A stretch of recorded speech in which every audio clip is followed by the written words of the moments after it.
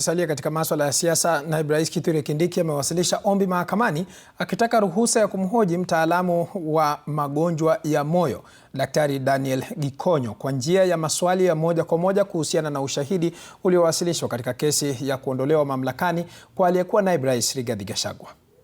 Katika ombi kwa mahakama, Naibu Rais Kithure Kindiki ameeleza kuwa ushahidi wa kitabibu uliowasilishwa na Daktari Daniel Gikonyo mnamo Aprili 28 mwaka 2026 unaibua masuala yenye utata ya kitabibu na ukweli ambayo hayawezi kutatuliwa kwa haki kupitia ushahidi ulioandikwa pekee. Anasisitiza kuwa mahojiano ya moja kwa moja ni muhimu ili kupima uhalisi na uaminifu wa ushahidi huo. Ombi hili ni sehemu ya kesi ambapo Gachagua na wengine wanapinga mchakato wa kuondolewa mamlakani na bunge la Seneti. Kindiki anadai kuwa masuala ya kitabibu yaliyotajwa katika ushahidi huo yanahusiana na matukio yanayodaiwa kutokea Oktoba 17 mwaka 2024, lakini yaliwasilishwa takribani miezi 18 baadaye baada ya walalamishi kufunga kesi yao na kuwasilisha hoja zao. Kindiki amebainisha pia kuwa ripoti za matibabu zilizoambatanishwa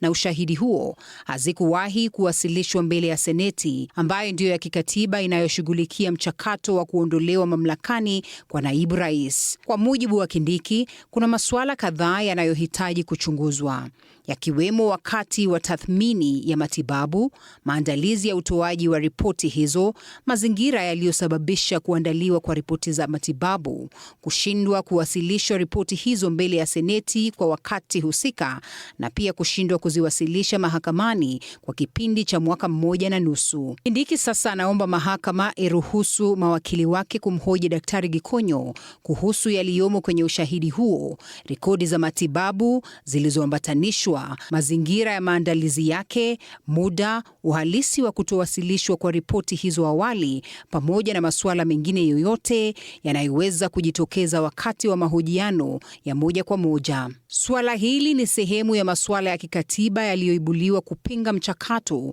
wa kuondolewa mamlakani kwa aliyekuwa Naibu Rais Rigathi Gachagua, kesi ambayo inaendelea kuvutia macho ya wengi, kutoka kwa wananchi hadi wanasiasa na wanasheria. Naam, asante sana Linda Lela kwa taarifa hiyo. Siasa